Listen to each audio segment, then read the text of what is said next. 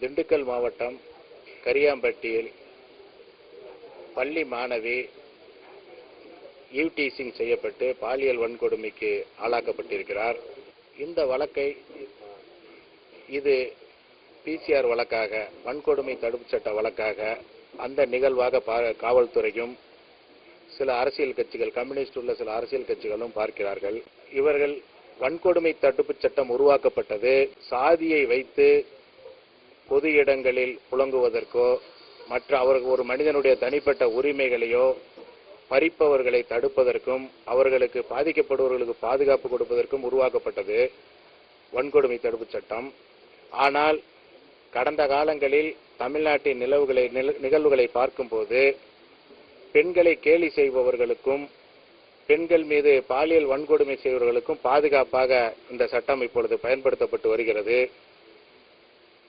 இந்தியாவின் வடக்கு கோடியில் உள்ள தில்லியிலே ஒரு மாணவி பாதிக்கப்பட்டால் அது பாலியல் வன்கொடுமை, அதை செய்தவர்கள் மீது வழக்கு தொடரப்படுகிறது.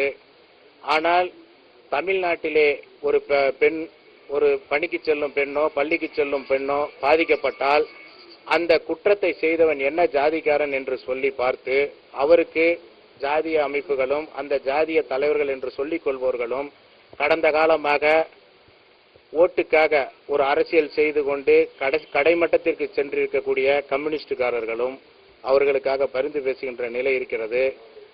அந்த மக்களே அந்த பிரச்சனையில் தன்னுடைய குற்றத்தை உணர்ந்தாலும் கூட அந்த பகுதியில் இருக்கக்கூடிய அரசியல் கட்சிகள், ஒரு சில அரசியல் கட்சிகள் பிரமுகர்கள் அதை அரசியலாக்க துடித்துக் கொண்டிருக்கிறார்கள். இதை காவல்துறை நன்கு ஆராய்ந்து பார்க்க வேண்டும். மேலோட்டமாக பார்க்காமல் குற்றம் செய்தவர் யாராக இருந்தாலும் அவர்கள் கண்டிப்பாக நீதிமன்றத்தின் முன் நிறுத்தப்பட வேண்டும், தண்டிக்கப்பட வேண்டும் என்பதில் அனைத்து சமுதாயத்திற்கு கூட்டமைப்புக்கு எந்த மாற்று கருத்தும் இல்லை.